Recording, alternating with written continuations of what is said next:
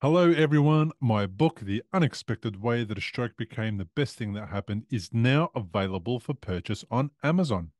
In the book, you will find chapters on mindset, the brain that resides in your heart, as well as the brain that resides in your gut. You'll learn about the benefits and downsides of neuroplasticity. You will learn the benefits of getting better sleep. You'll find out about the food that you should avoid after stroke.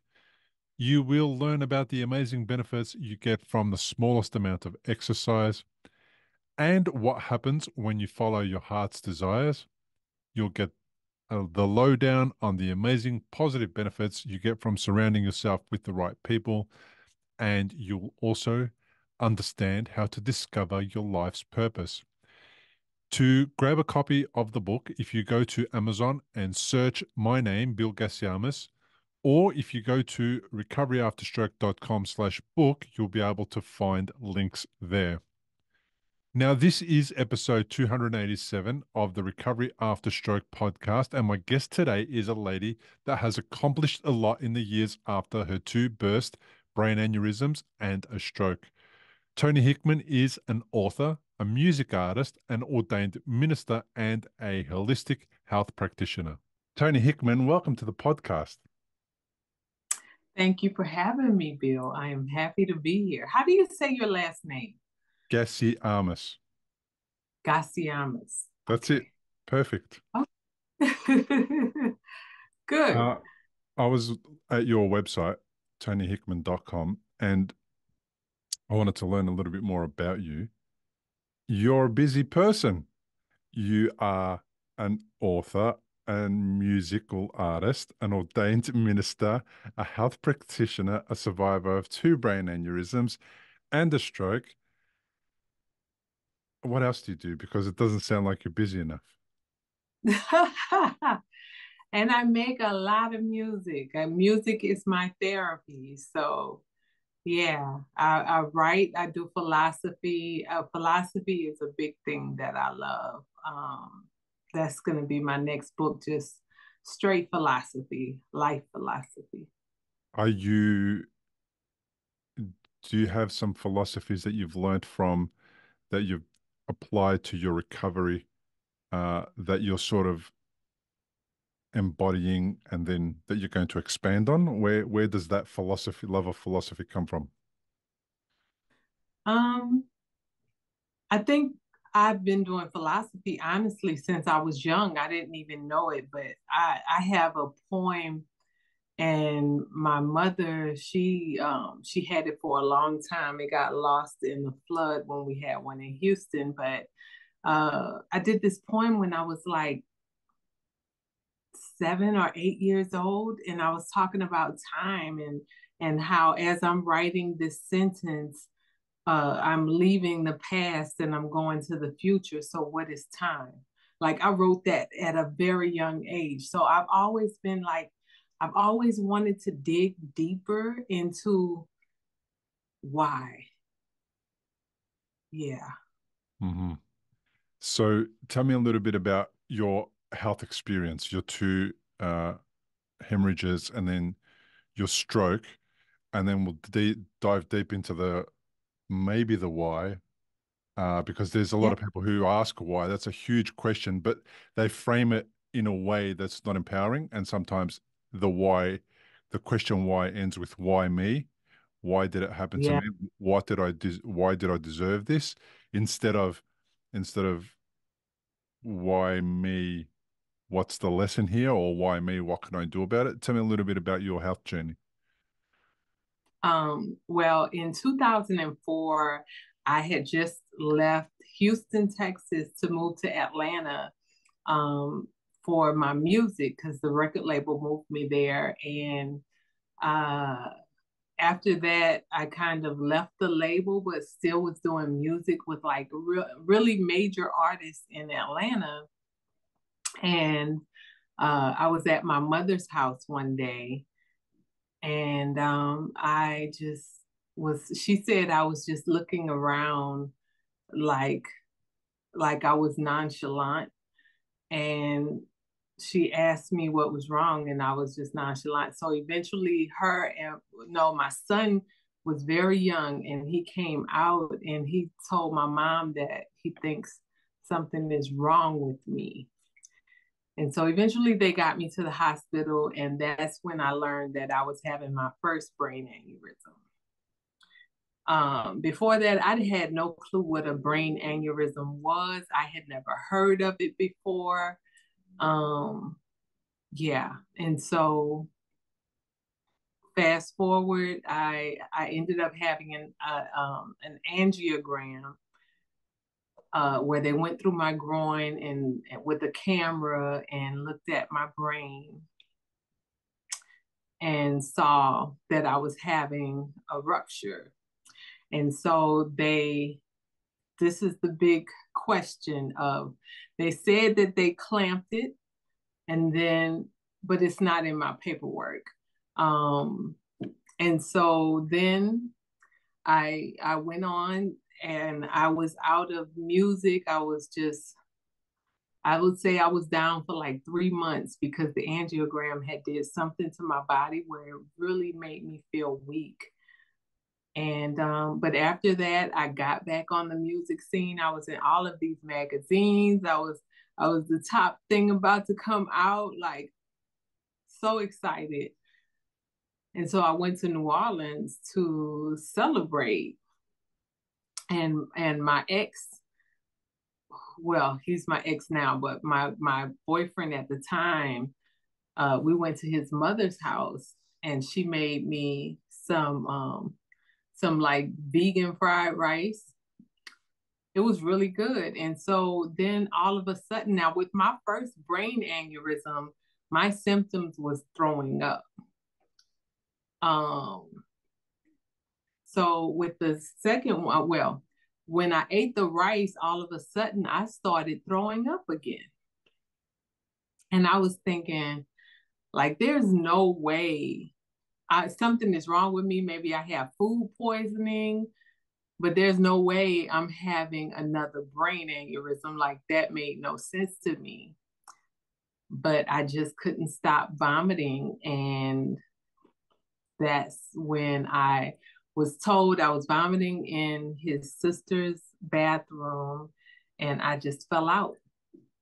And they had to come in there and get me and rush me to the hospital in New Orleans, Louisiana. And this is right after Katrina. So New Orleans had a stench that was out of this world. The hospitals, like one of the main hospitals, were closed. Um, it was a mess. But they ended up getting me to a hospital and did surgery. Well, they didn't start the surgery. They had to contact my mother and just get her to okay it, because it was a 50-50 chance if I was going to ever speak or walk again, live. And if I lived, it was still a hard chance that I was going to speak or walk again.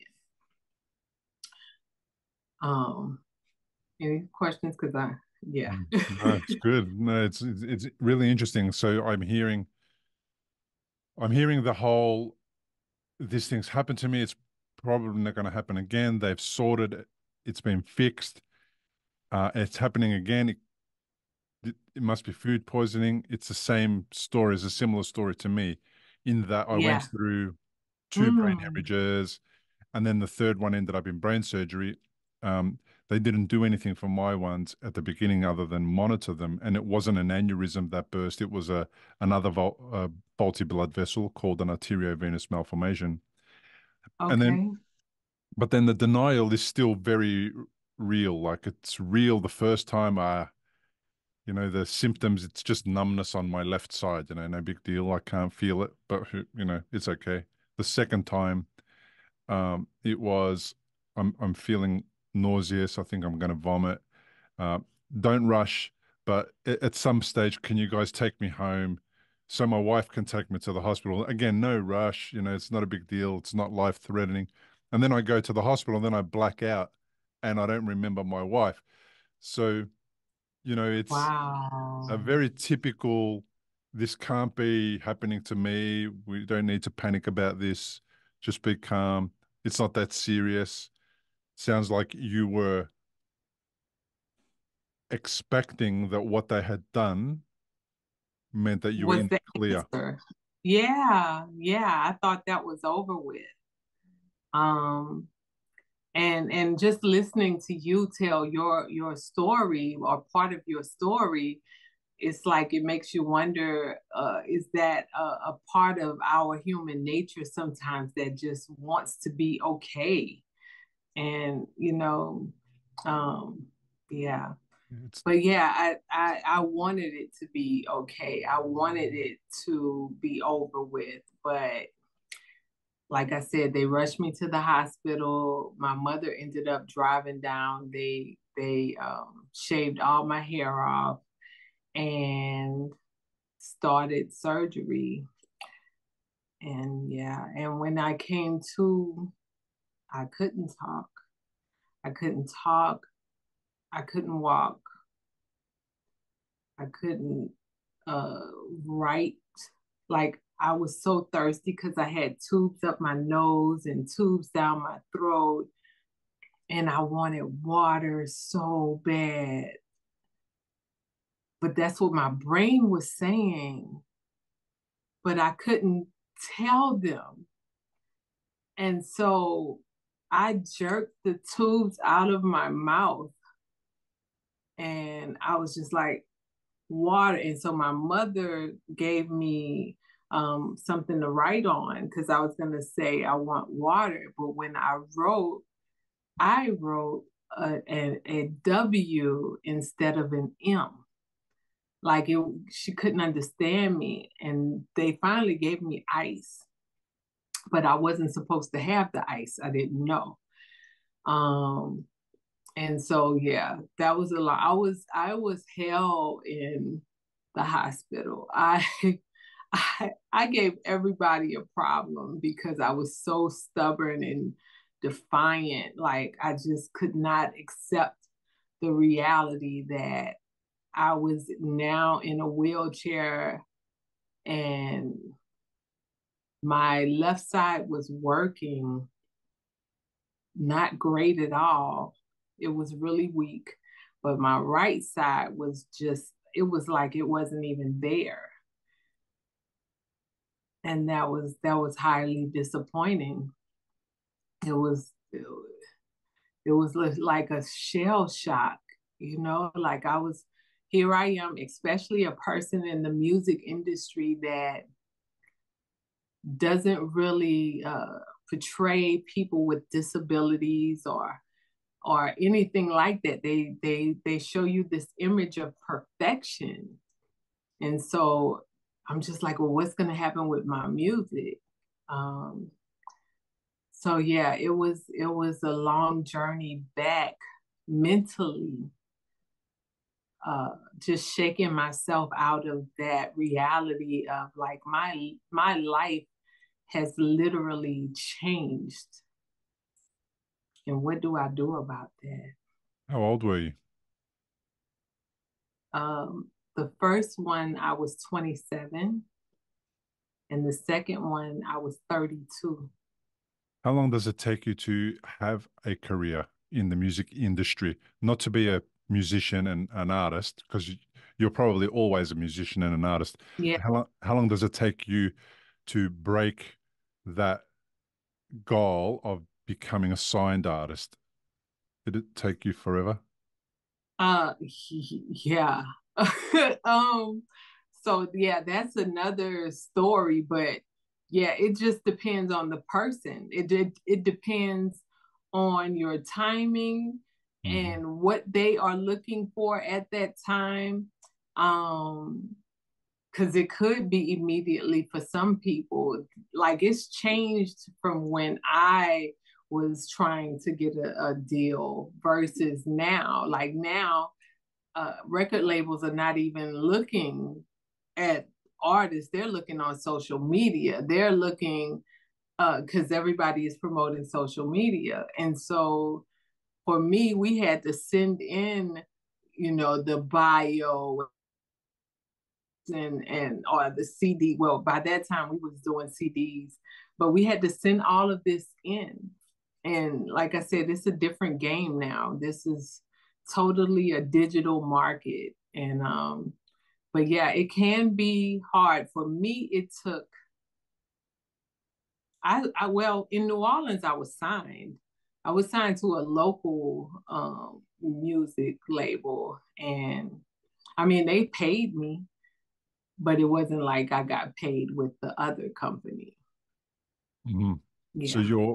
you get to that stage, you get signed, you've got a label, everything is on the up and up, your career is looking like it's going to take off, and then you're unwell, and then you ask a really good question: is what am I meant to do now? How am I supposed to handle this? Your stubbornness and your attitude, was that something that you always had? Did it get in the way of your life, or did it help you pro progress your life? Did it give you opportunities that some people may not have got because they weren't so uh Aggressive.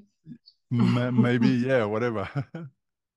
In some ways I was aggressive, and uh, I would say it has done both. It has helped me in some of the ways, if I have to be honest with myself, and it has hurt me Mm. in some of the ways because of misunderstandings. But also, I was very naive and aggressive. See, that makes no sense, literally. And so it was a learning curve for me as far as the music industry goes. But as far as my music, I mean, as far as my surviving the 2 brain aneurysms and a stroke, it was mandatory. Mm. Like I had no choice. I was surrounded at that time. I was the youngest person in the rehabilitation, and I was in a stay-in rehabilitation facility because I didn't live in New Orleans. I was just there. And I'm looking around me, and I'm the youngest person in there, and everybody is complaining about exercising and getting better or their life. And I'm looking and I'm like, this can't be me. Now, don't think I didn't go through my pity party, though. Mm. I went through my pity party. I'm talking about I was even suicidal. And one of my nurses came in while I was crying. I was having a pity party, and she was like, "Why are you crying?" And I said, "Because this is the second time this happened to me. And I'm wondering if it's not meant for me to do music. Where is God? Like, why would God let this happen to me if this is my gift?" And she said, and this, I wish I could remember her name, but it was so profound what she told me. If you've had a stroke and you're in recovery, you'll know what a scary and confusing time it can be. You're likely to have a lot of questions going through your mind. Like, how long will it take to recover? Will I actually recover? What things should I avoid in case I make matters worse? Doctors will explain things, but obviously you've never had a stroke before. You probably don't know what questions to ask. If this is you, you may be missing out on doing things that could help speed up your recovery. If you're finding yourself in that situation, stop worrying and head to recoveryafterstroke.com, where you can download a guide that will help you. It's called 7 Questions to Ask Your Doctor About Your Stroke. These 7 questions are the ones Bill wished he'd asked when he was recovering from a stroke. They'll not only help you better understand your condition, they'll help you take a more active role in your recovery. Head to the website now, recoveryafterstroke.com, and download the guide. It's free. She said, what you need to be asking is, how did you have 2 brain aneurysms and a stroke and you're still alive? Right. Oh boy. Yeah. And at that time, I really wasn't feeling her energy. I was just like, yeah, okay. But out of everything I remember, and they really took care of me in this hospital because they saw I was so determined, but they took care of me in the rehabilitation unit. And but out of everything I remember, that's one of the most potent things I remember from the nurse is like, ask yourself why, right? And that is the question, why? Why now? What did I need to change? What did I need to alter? What was I doing wrong? Can I take responsibility for my own life in some ways and not look like I'm the victim? Mm. And that brought some deep reflection, some self-reflection. The really important questions. The responsibility part is the first chapter in my own book is about mindset, but there's a massive chunk in there about me taking responsibility for the part that I played in the illness, I suppose. And not that it was my fault in that I had a brain aneurysm. Sorry, I had a arteriovenous malformation. I was born with that. Mm-hmm. But then I was living life like somebody who would be alive forever, and that nothing could cause illness or bad health. And that meant that I was smoking, I was drinking, and I was not eating well. And it meant that I wasn't paying attention and I wasn't taking care of myself, and I was doing stuff that I didn't like. I was working for people I didn't like. And I played a massive role in my illness in that I might have created the perfect storm for illness to occur. And if that thing didn't burst, maybe something else would have happened, like a heart attack or who knows what. And then Yes. and then it's like I went to the hospital, they patched me up, and then they sent me home. And I needed rehab and I needed all sorts of help. And there was no one helping. And it's like, what am I going to do now? Whose responsibility is it to make me better? And it was like, oh, okay, I think they've done their bit. It's my responsibility now to do my bit.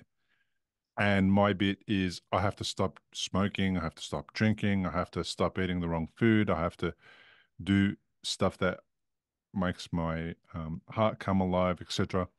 And I found myself being responsible for everything after that. The argument that I had, that person was wrong, but I also was responsible for it. Uh, you know, I don't know, the grass being too long, you know, yeah, I could make it somebody else's job, but I'm also responsible for it. And it's just I went on this little cycle of which part of that am I responsible for? And now when I apologize, for example, in an argument or after an argument, I apologize for my part. And I specifically say as well, like, I would like to apologize for my part in the argument and the things that I said that were out of order. And then what that does is that creates a space for somebody else to apologize for their part. And what they're doing is that they're not apologizing for their entire life or everything they've ever done. It's just for their part in that part of the argument. Right. And it I love that. makes it a little easier to overcome and get better. And all those little small things that I become responsible for are things that help me with the recovery and that ultimately led to more amazing things like the podcast, the book, etc. And I didn't know at And the say the name time. of your book again. So my book's called The Unexpected Way That a Stroke Became the Best Thing That Happened. Okay. Okay, weird name. And people think I'm promoting stroke. The first comment I got on YouTube about it when I started talking about it was somebody said to me, that's a terrible thing to say. How could you be promoting stroke as something to do or an experience to have? And it's like, no, it's not what I'm doing. What we're doing is we're highlighting the the post-traumatic growth, the stuff that was good that came after stroke. Everyone can talk about that stuff, that shit about stroke. We could talk about that forever. Yeah. But no one's talking Yes. about the good stuff. And that book is full of good stuff that I did, That right? came from bad experience. Yeah. And Yeah. it sounds like you went on a similar journey because you've been Mm-hmm. prolific with all the things you've done after, say, music was your one and only focus. Now you've been prolific and you had the God question, why did God do this to me? And you seemed to seek out the answer and you became an ordained minister. So tell me about that journey. How did you go from why me and then I'm going to find the answer to being a minister? Mm. And I'm not the typical minister. So yes, Yeah. I'm not what you see on TV or Yeah. anything like that. But I think this whole journey, like even when I said I have to take responsibility, what is my responsibility? So my truth is, even when I signed to the major record label, I talked about my reality. I have been on my own since I was 16. I grew up in the hood, the ghetto, or however you want to call it. And my lyrics expressed my environment because that was my reality. And sometimes it was not the best expression for upliftment of anybody. And so I had to go on an inner journey of like, yes, you do have a gift. And your gift is only meant for upliftment. Wow. If it's an upliftment and enlightenment. And if it is not doing that, then it is destruction. And that's really as simple as it gets. So going that route and really diving deep into my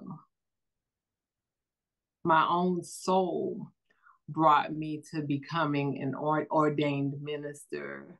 I don't dislike Christianity. I don't put myself in the box of a particular system. Mm-hmm. Like God is channeling through me whenever I can have the opportunity to receive, whenever I allow myself to be open enough to be disciplined to that voice. And we all have the voice. We all have the voice when we are deciding to go left or right, or we're trying to make an important decision. We have this voice inside of us. Or if you want to eat cake and you know your doctor told you stop eating cake because it's contributing to bad health, and you just say, well, I'm just going to have one little slice instead of eating the whole cake, but you know you shouldn't have it, like that's still you going against yourself. That's you going against your higher self. And our higher self, in my opinion, and what I know, it's not my opinion, is our God self. We are part God. And so if we can see from that perspective, then it's just about being obedient to the inner voice. I love that. We are part God. I have mentioned in a couple of interviews before this with different people when we're talking about finding God or seeking out solutions from God, or whether it's Muslim faith or Christian faith, it doesn't matter. But I feel like I am God. And That, yeah. and that means that what that does is allows me to, and that doesn't make me perfect. None of those things. It doesn't make me all knowing or any of that stuff. It just, what it does is the church that I grew up in and the Christian religion, it outsources God to, if you have a problem, ask God for the solution. And I don't think the solution is there. I think the solution is there in here. And if I'm asking God for a solution, I am in fact asking me for the solution. And together we are shining the light. And the way I see that the light being shone is, you're walking down the road and you haven't thought about that problem for 2 days or 4 days or a week. And then all of a sudden the solution comes into your head and it's like, oh, I know what to do now. Right, And right, it's because of the right. question that I asked earlier Yep. 2, 3 weeks ago. And the best part about it was I knew the question to ask. I didn't need to know anything else, just the right question. And then I'm walking down the street and it's like, bang, that's the answer. And I didn't come up with that answer.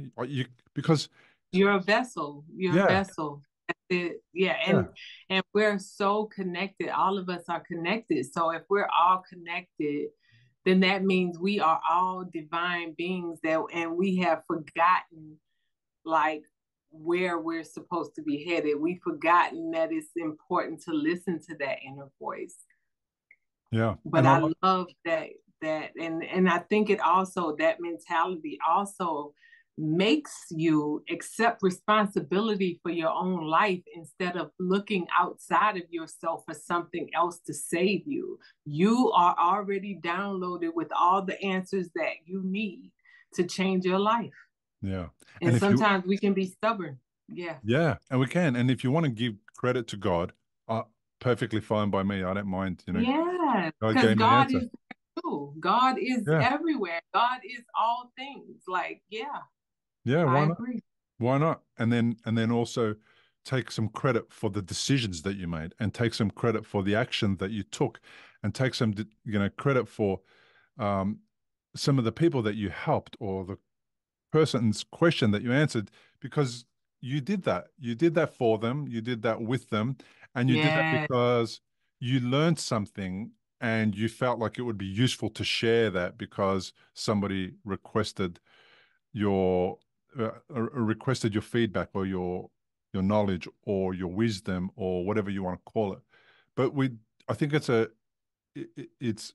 the only part of religion that bothers me is that the outsourcing to God, and I think that if we bring God into religion, back into the person that is attending the church, then I think that empowers them even further.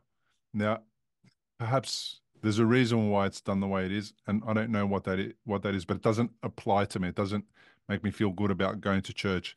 Now, I feel like the priest's job I feel like is to teach the word of God and then to encourage you to practice the word of God, to be somebody who asks not what God would do or how God would do it, but how would I do it in a way that would please God or be in line with the way that God would like me to do it. And then that Yeah. way, and then that way, what you end up doing is you end up taking a problem like two arteriovenous malformation bleeds, one brain surgery, not being able to walk again, in a wheelchair, mental issues, health issues, emotional issues, and then you end up becoming somebody who's supporting people all around the world. And I'm bragging, I'm talking about me because that I know it. Yeah. that wasn't the guy before that. That wasn't the same person. And this is the thing, like, it's really important for people who are watching and listening us to understand that you and I have been on a similar journey and we made it Yeah. about other people. And that has made our stroke, I don't know if speaking for me, like worth having.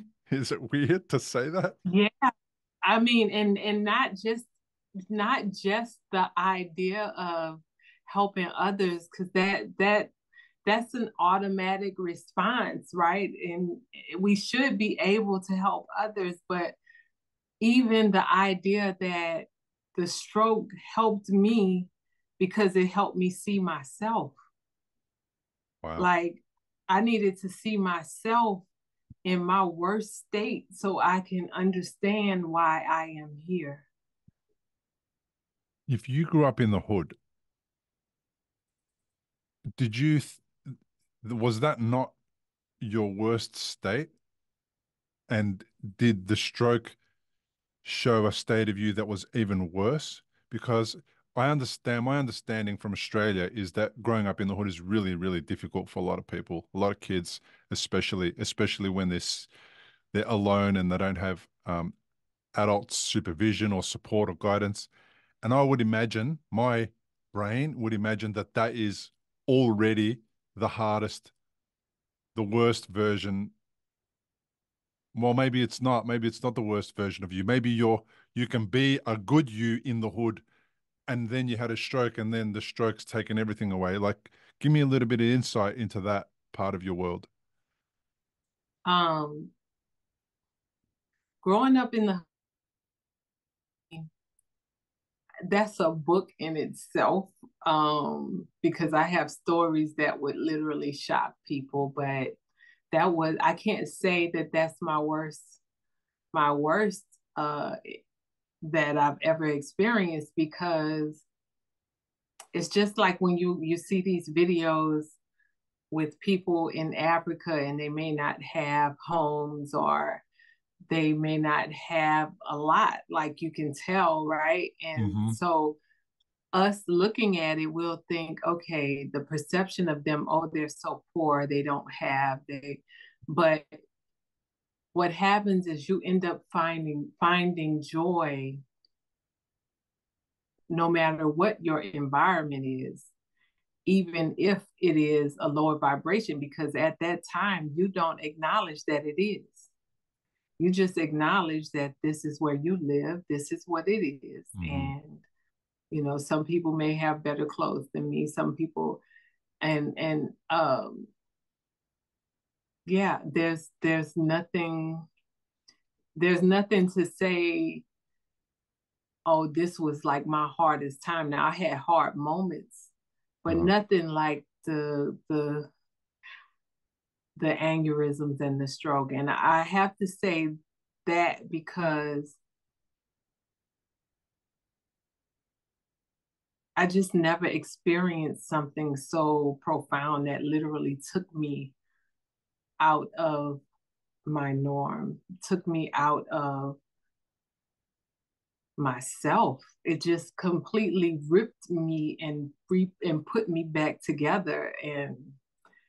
And that was a mental process, really, because I'm dealing with me, I'm dealing with image factors, I'm dealing with the idea that I'm getting older and the industry does not take people who are getting older. I'm dealing with the idea that, like, what am I to do now? And so it was a journey, but it was absolutely one of the worst things I've Mm, ever experienced. I've experienced worse, I hear you. but not to that degree and not that long. It's interesting. On episode 157, I interviewed Luis Diaz, and he was a gangbanger in LA. And Hmm. he reckons gang life was far worse than the stroke that he had. So the perceptions are very interesting to hear the different perspectives from people. And I accept yours. I totally get it, because what it sounds like you're talking about is stroke was really attacked your identity more than Yeah, anything ever had before. yeah. That's really what it was. And even when I think back, yeah, I did have some harsh experiences, but it was like here and there. It wasn't like this was a whole, like I said, I got taken apart and put back Mm, together, and mm. nothing in my life has ever done that more than the stroke. When that happened to me, I felt later, so as things started to settle down and I started to emerge from that, everything has been taken apart, the programming has been changed, the textbook is different, the location is different, the temperature is different, everything is different. I felt like it was kind of a good reset, and I could then start to reroute and change and fix things and not go back down some paths. Did you find that as well? Is that your experience? Was it Yeah. similar? Oh, definitely. After the second aneurysm, I eventually got out of the hospital. I was on a walking cane still, but I was out of the hospital. I decided to go and have a drink with my friends. I had just moved back in my own place, and I was like, okay, well, I'll go here. And so I had a drink, and that did not work for me. And when I got in, because my equilibrium was off, and I had a picture of my son on the nightstand. And so when I got in and I opened my door and I got in, I literally fell because my equilibrium was off. And I cut my hand open because I fell and I broke my hand on his picture. I mean, not broke my hand, but cut my hand on his On the picture. glass. Yeah, and that I was like, nope, we can't do this. And then, as a musician, like it's no secret. Most people know that most people who do music smoke weed or marijuana. So that was my thing. And again, that's where that spirit comes in, because I had felt it even before I had the aneurysms. Like, you need to stop this. That inner voice, just like it had talked to you when you were smoking or drinking, you get that same inner voice and you ignore it. And but yeah, I stopped the alcohol because that next day even I woke up and I had anxiety, and I was thinking, oh my God, what if I'm gonna have another brain aneurysm, right? And so I was like, okay, that's got to go. And then I smoked. And then I started like freaking out about having another brain aneurysm. And I was like, you know what? I got to take all this stuff away that is giving me anxiety so I don't have to deal with that anymore. And yeah, so that's Yeah. been the journey. That's been a good choice. With the part of you that's not listening to the inner voice, do you know which part that is? So I've got a sense, I won't say what I think it is yet, but there's an inner voice that's saying, we shouldn't be doing this. And then there's the other part of you that's going, let me light up that next joint. Which part of you is the part that's not listening to the inner voice? Is there a part? How do you override it? Yeah, and that's where we have to get stronger in our will, right? Or yeah, we have to be stronger in our will, but I just honestly, this exact conversation, I literally just did a reel about it. I haven't posted it yet, but I literally just did a reel about it. And I believe it is, well, I just call it the lower self. It's the ego. It's Mhm. it's the what I think Christians refer to as the devil, but it's Mhm. it's this energy of compromise and conflict and confusion. And the one way I am learning that we can decipher between the lower self and the higher self is through confusion, because the God self is not confused. It's straight to the point, it knows the answers, and that's it. Versus the is always confused, always just ego and everything versus that. And so if we can see that we are in a state of confusion, then we're not in our God self. You just described But something. that's You just described it beautifully, because that thing that you said about how Christians would describe it as the devil. If God's mm-hmm. within me, then the devil's within me. Yes. And then it depends on which one I give voice to the most. Yep. And Yep. then for me, if I'm giving voice to God the most, God then overrides the devil. And it's neuroplasticity kicking in, because the more that you use one part of your brain, the more that that part is the one that's going to take hold and support whatever it is that you're trying to achieve or you're doing. Absolutely. And the more the less you give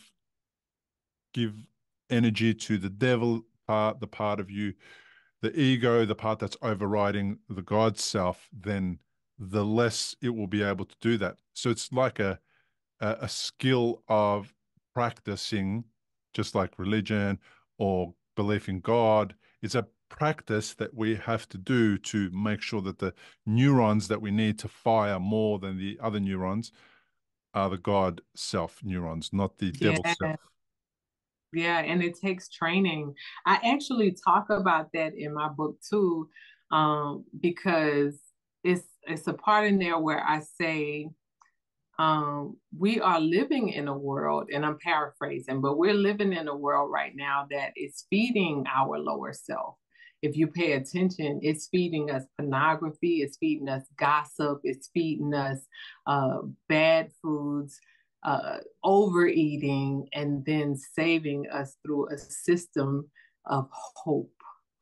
And so yeah, that's something else. Like we are fed, our lower self is fed constantly in our world, and so it's up to us really to like take hold of that and strengthen our higher self. You're definitely right about the times we're living in, and I feel that as well. And that's kind of this is my response to that. It's my response is to have a tool that people can go to and find ways to become a better version of themselves through the example led by other people that I'm interviewing, uh, and also to offer the kind of hope that is actually real. In that, if you just listen to enough of these interviews, 10, 100, whatever it is, you will start to see patterns of behavior that get people to the other side of stroke. It doesn't matter how bad their deficits are.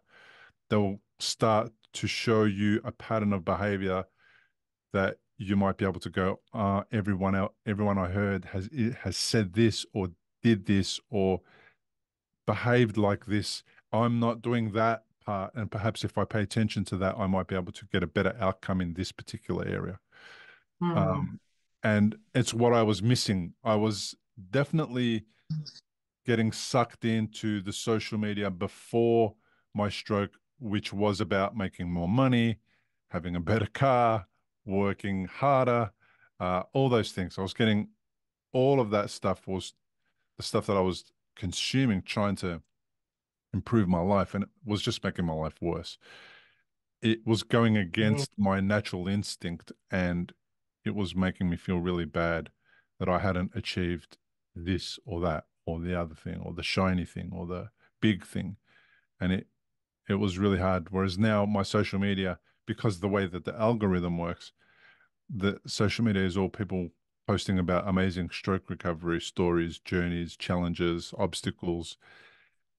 It's a completely different. I actually enjoy going to my social media because people are posting nice things on my page. I'm seeing nice things on other people's pages. And you're the perfect example because I've followed you for a little while and kind of love all your posts just generally. And then I saw you made a post about your most recent book. And have you got a copy of it there? Can you hold it up? Yes, yes, yes, yes. Oh, There we go. stop eating the wrong shit with a burger and a Pepsi or something that looks like a Pepsi on the Yes. cover. And and I thought, I've never been able to say it so nicely the way that you said it to tell Is that people nice? that I it's direct and to the point, right? And I take Mhm. forever to get there, and you've just said it in one book cover. It's like, stop eating the wrong shit. Simple. Right. Tell me about the Yeah. book. How did it come about? I mean, if you follow my journey, I've been writing books. My first book was called Chemical Suicide, Death by Association. And it was about chemicals in beauty products, or it is about chemicals in beauty products, because they told me when I had my brain aneurysms that I needed to stop putting chemicals in my hair, specifically perms.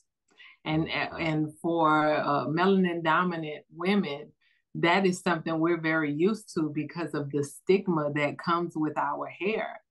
And so that was my first book, because I was just like, okay, if this is the case, other women need to know about this. Is that because of the way that you guys wear braids and beads and all that kind of stuff? Is that what that is? Is that a perm?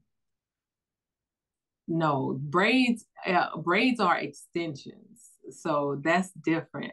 Perms are when you actually see a woman, a melanin dominant woman with straight hair.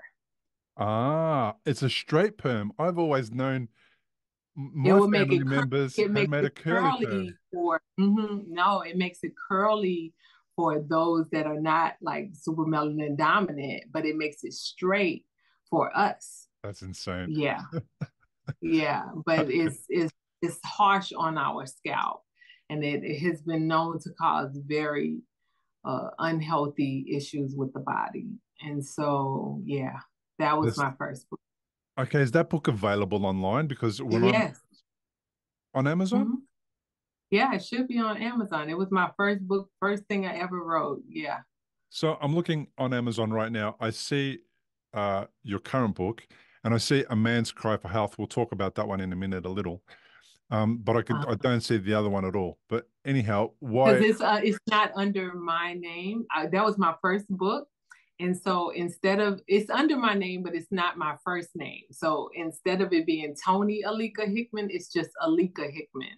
So if you put in Alika Hickman, you'll see it. Yeah. Okay, cool. We're going to And have links to all of this stuff for people that are interested in having a look at those. yeah, thank you. Yeah. And it's on my website too. So Okay, very cool. So tell me about the current book, Stop Eating the Wrong Shit. How did it come to be? Now, where I need to make sure that people understand, you're a vegan, I'm pretty sure, and I'm not a vegan, but I think we have the similar philosophies regardless of whether you eat meat or not. And I'd love to hear your thoughts uh, on what actually needs to come out of the diet, because that's kind of what I talk about more than anything.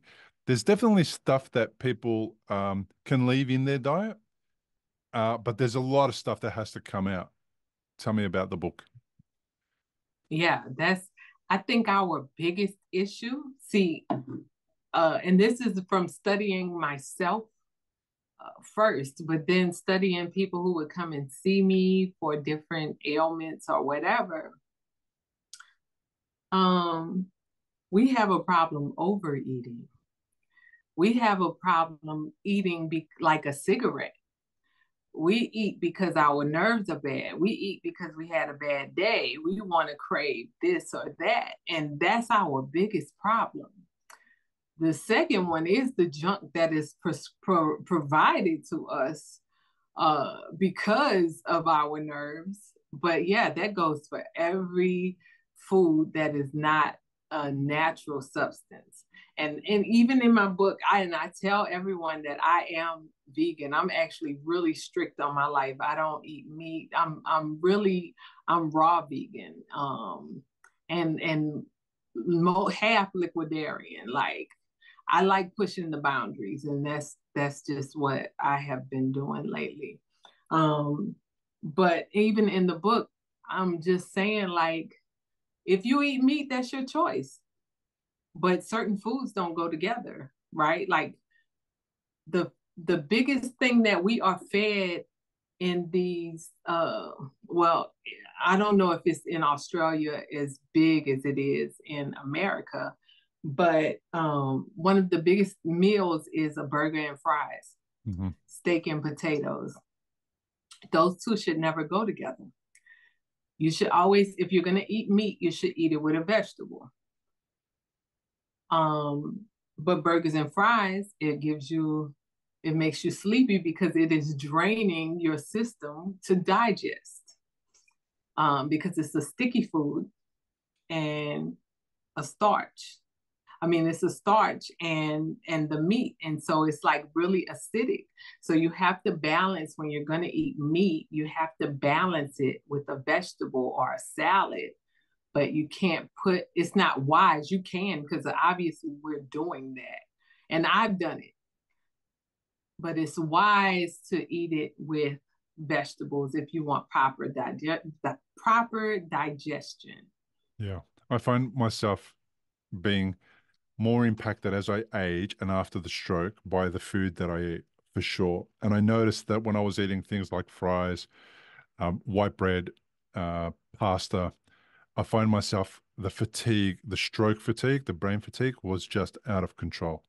Oh yeah, And, yeah. and I couldn't cope with it. And I've done some interviews and I've got a little course that people can go and look at if they go to my website. And they can download a course where I interviewed uh, a nutritionist here in Australia, a lady um, who was a nutritionist, and her husband who was a high performance coach, like an athletic kind of coach.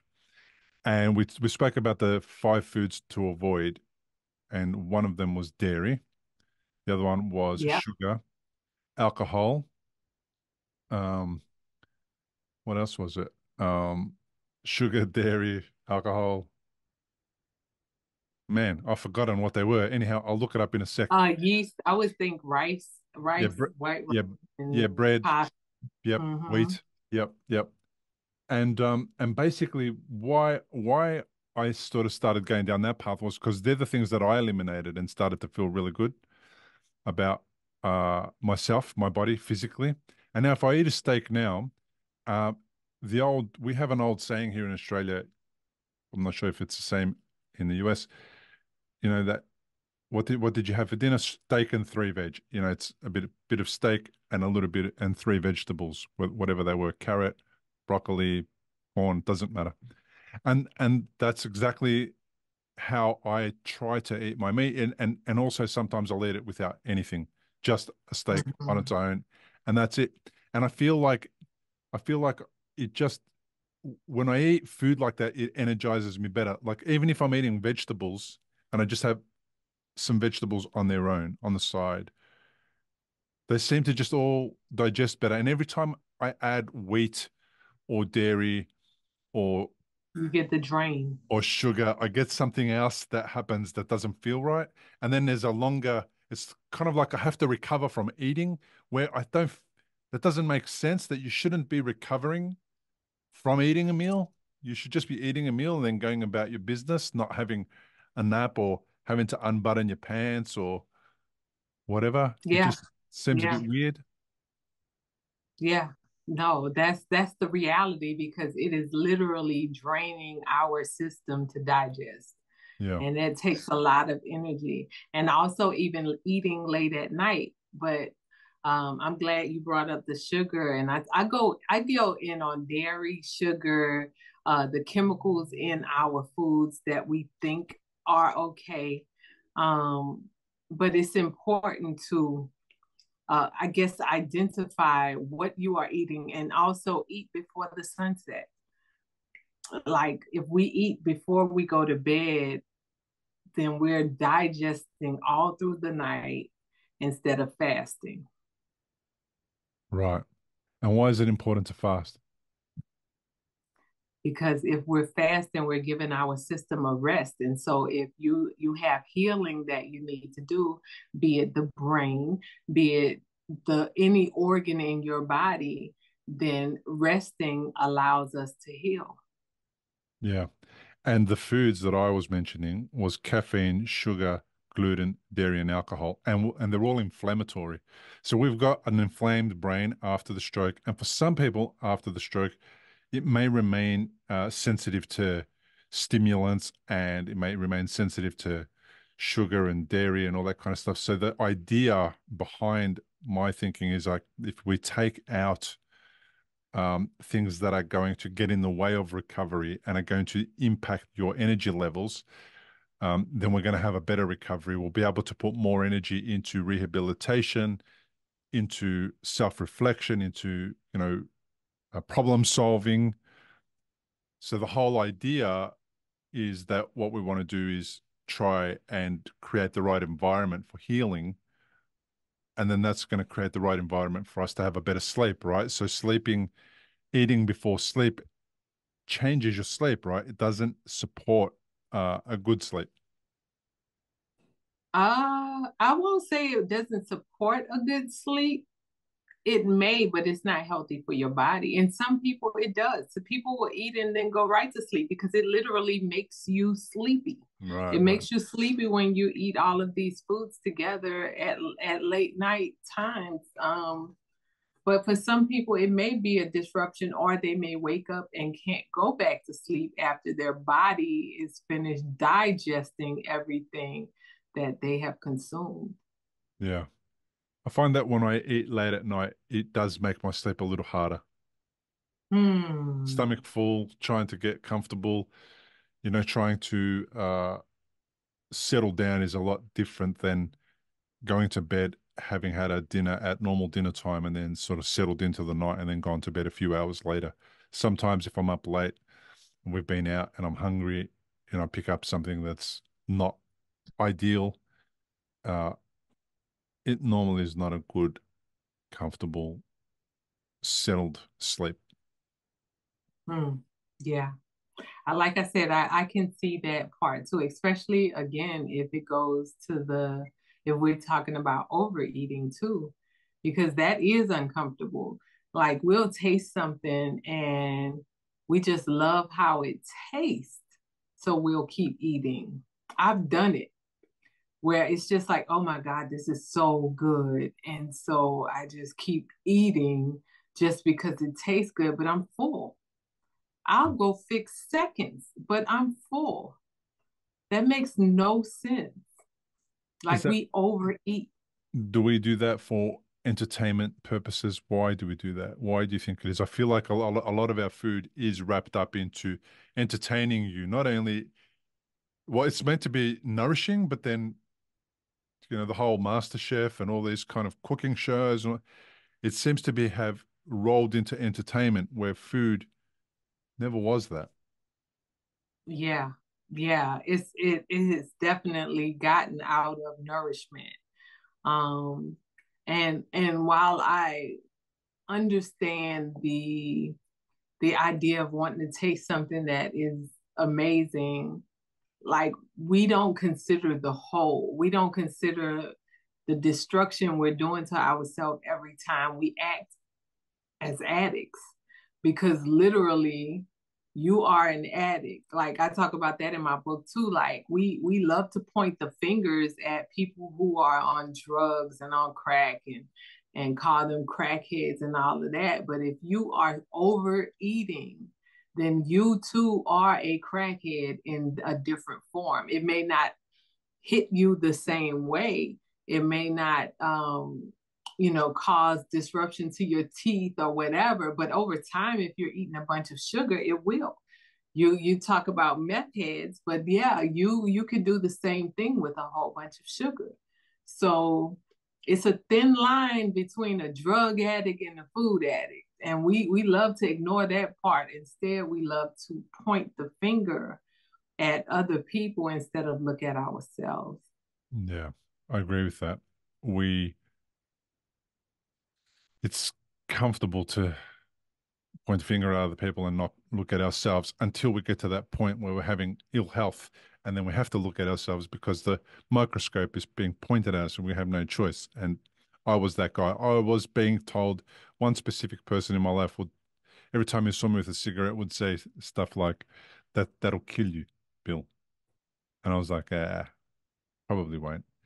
And I just kept smoking. So it's like, even then, when somebody was being so blunt and so forward in telling me what I'm doing is not good for my health.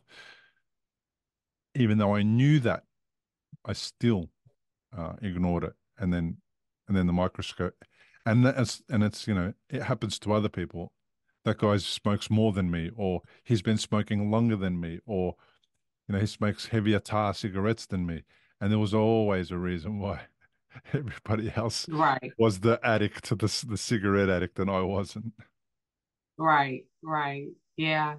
I have it's a story I have in my book too about that, and about like you can always try and tell somebody what they are doing wrong in their life, but it's only when that person has decided that they have had enough of their own bullshit Mm, that they decide to change. But it's never because you tell them to change. Most times our energy will rebel because we like to think that we are the dominant power of self. yeah. Does writing books, is that part of your ministry? Do you think that they're intertwined? Perhaps, yes. I think all of it is intertwined. I think my music, the writing, I love writing. I've written a couple of books on health. I've never written a philosophy book. And I think because it's going to be spiritual philosophy, but I think that that's where it will really, my ministry will really be a part of that, because it really is like in all of my books, I of course I'm giving you information, but now I'm giving you information about like looking deep into yourself, and not even you looking deep into yourself, but asking yourself questions that you have been avoiding, um, to become a better person. Yeah. And like I said, I write as a work in progress. I don't ever want anyone to paint me as like this perfect person who is doing, I'm working on it. I'm working on perfecting myself. I do believe that even though I know our world teaches that like humans aren't perfect, but I do believe that humans have the ability to reach perfection. But it's a mentality that is like switching from giving yourself the excuse that you are not perfect, and then understanding what perfect means in spirit. So we shouldn't be like Toni Hickman. We should learn from Toni Hickman. Yes, yes, yeah. Be like yourself. Yeah. Be like your best God self. That's who you need to be like. Yeah. I'm just in the process of becoming my own best God self. It's interesting when I've done nearly 300 podcast interviews, but when you have a platform like this, people, and I used to do the same, people think that you're a little more special or interesting or important or whatever.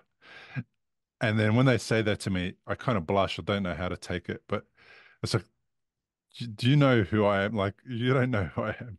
If you knew who I was, Right. you'd say something nice, but in another way, you wouldn't say it the way that you say. And it's like, I'm like, oh my God, guys, you got it all wrong. This is Bill. I'm not some up here kind of guy. Like I'm down here, and it's just But really you are, weird. but you are. What if you are?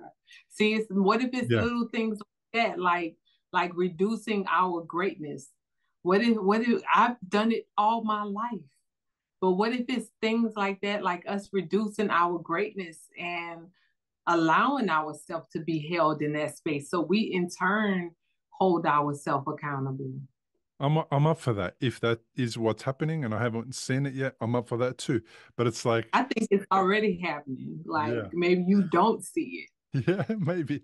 I don't. I'm not hard on my greatness. Like I am realizing my greatness. I'm very comfortable with it. Um, it. Yeah. but but there is one side of me that says, what? No, you can be this great. So what I'm trying to say is like, I'm not an unachievable height that you can't get to. I am you. Right. I'm just you, and Yeah. you think you're not at my level yet, but you are in your own way, and that's the But part. you It's like, just have to acknowledge it. Yeah. yeah, yeah. It's like, how easy it is to get here. It's pretty easy, and that's kind of what it is. Like, I'm not doing. I'm not trying real hard to be here. I'm just being myself and practicing what I believe. That's it. And you can be the same. And if you want that and you want to feel like you're participating in society and that you're helping your community, and all you have to do is just do something different than what you're doing now. That's it. Nothing major. Yeah, It's not huge. yeah, yeah. It seems That's major. It just seems major because I've been doing it a little longer. But every episode I do is easier and easier. It gets easier and easier for me. It's not harder. It seems strange, but yeah, I'm just trying to tell people um, you can be at my level, not me. You're not going to be me, but you can be you at my level, which is just normal level. It's just like normal. That's all. Yeah, and I want to add to that too because I think it's so important for us to love ourselves through the process of becoming, right? Because we want this instant gratification, this instant notice of improvement. And it's still a journey. Like if time is an illusion, then it's a journey to get there. And you should take the steps, and every step is a part of you still being there and becoming. Yeah, yeah, that's so important. Now, my book took 4 years to write. 2 years was the research part. 2 years was the writing part. It felt like forever while I was doing it. And now that it's done, I look back on it and it's like, that was so quick, you know? Yeah, yeah, yeah. And it's that whole illusion of this is taking too long, or I need to have a deadline, or it needs to be out sooner. Or for me, it was I need to do it before I have another bleed and die. Like that was actually going on in my head, but I got to the end and now that I'm at the end and I'm promoting it, it's like, oh man, that happened in a blink of an eye. It didn't happen in a long time at all. And it seems Right. like it, but it's the truth. It's like that instant gratification. Now people are responding to it like it happened instantly. They're going, wow, this is amazing, or you look what you've done, whatever. And it's like they get the instant gratification from seeing this is a book I need to read. Um, but it was the longest project I've ever been involved in personally Wow. because I never had focus. I never had the ability to sit back and see something through. I was always, this is taking too long, forget about it. Hmm. That's awesome. So what's next? Probably another book soon. There'll be something that is about more about what's a popular word now. It's normalizing stroke, and saying, this is what stroke is like. If you've had this experience, it's normal. These are things that other stroke survivors have experienced, and it's okay that you're experiencing that. And it's like now that you can park that, put it aside, and just move on and keep going. And Right. some of those things are people that reach out often want to know about, does anyone else have vision problems with this? Does anyone else have arm that feels like that? That kind of stuff where caregivers, because I felt the biggest challenge that we had when we were at home was, why am I feeling like that? Is that part of the stroke, or am I having another stroke? So this next book is probably something around alleviating the anxiety that we all go through when we don't know the journey of stroke, what it's like, and how to ride it. Mhm. I think that's a great subject. Yeah. And maybe Yeah. that'll calm a little bit of people's nerves and anxiety and just allow them to just get on with recovery. Yeah. Where can we hear your music? Because now I'm really interested to go and have a listen. Um, will there be early stuff and new stuff? What can we expect to find? Yes, it will be early stuff and new stuff. The early stuff, and I will tell you, like, it's not this Toni, it's the other version of me. Some of it can be destructive, and some of it is 1 second, yeah. Sorry about that. But some of it is, can you see me? Yeah. Oh, okay. some of it is destruction or coming out of destruction. So it's like this pattern of going up. So yeah, but I'm on all streaming platforms. Toni Hickman, my rap name when I was on the record label, when I was, doing major stuff, was Slim Goody. So you can look up Slim Goody, aka Toni Hickman, and that will give you my first independent album that I did after the stroke. And they told me I would never speak or walk again. So I was very determined determined and I got it done. But that's my first album. And then my one of my favorite albums that I've done is called Unbroken. And it's an all clean album. It's an amazing album. But I do suggest looking that one up too. Unbroken, Toni Hickman. Yeah. Fantastic. I'm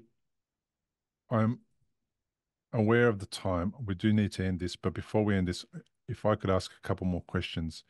Yes, because we started late because of me. So yeah. That's okay. What's the hardest thing about stroke for you?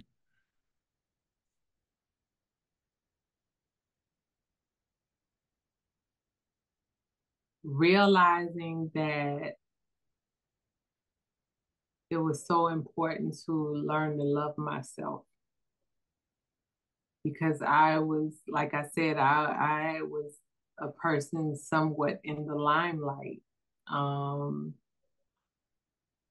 so now it was this concept of an image that I had to deal with. But there was a time I had gotten braids in my hair. I got braid extensions in my hair because it had started growing back. And I remember it made me feel that temporary superficial beauty that I was looking for, but I still had my limp. I still had my cane. I was still falling. But it gave me that superficial feeling. And I remember getting in the mirror and looking in the mirror, and I just took my braids and I held them. And I got the scissors and I just started cutting the braids out. I just cut them all out. And I was like, I love you. I love you. I'm talking to the mirror the whole time I'm taking my braids out. And I'm like, I love you. I love you. I'm crying. I'm having a moment.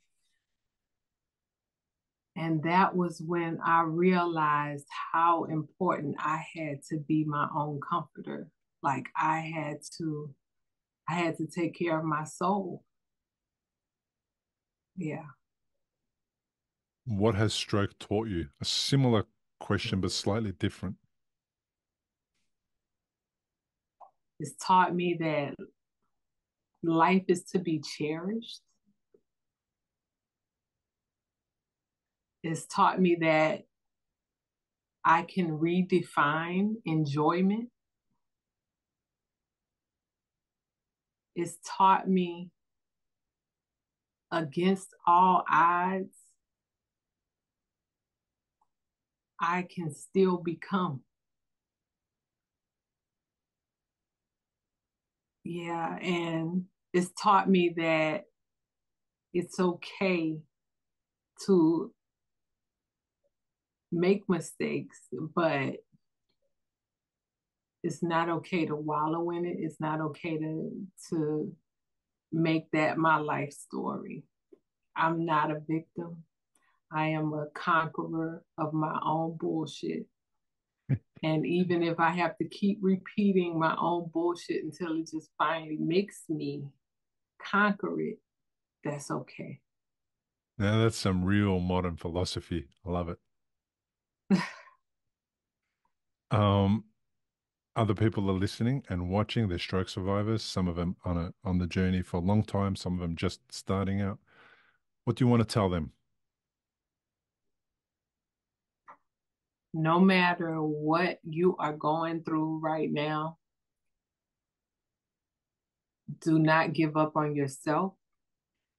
And when one door closes, another door opens. That is a very famous saying, but just know that this is temporary, what you're going through. And it's a redirection, and you are responsible for figuring out how you're going to make this your best second chance, your best third chance.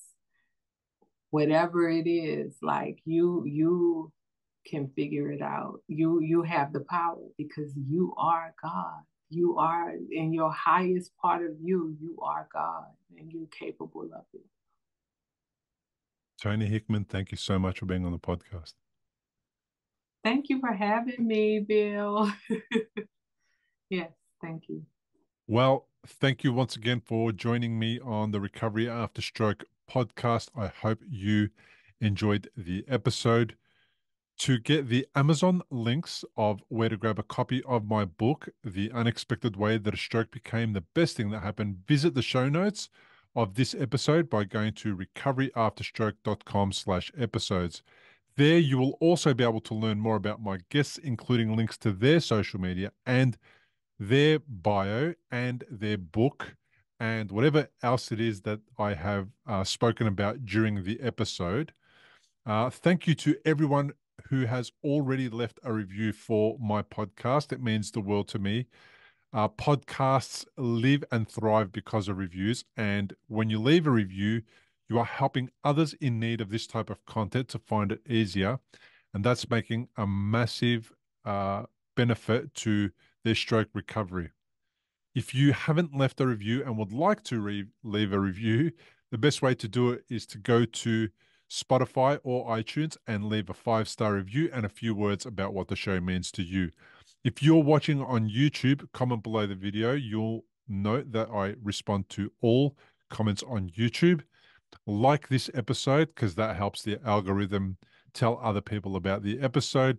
And of course, subscribe to the show on the platform of your choice. If you subscribe on YouTube, do hit the notifications bell so that you're notified every time a new episode or a new piece of content for me is made available. If you're a stroke survivor with a story to share about your experience, come and join me on the show. The interviews are not scripted. You do not have to plan for them. All you need to do to qualify is be a stroke survivor who wants to share their story in the hope that it'll help somebody else going through something similar.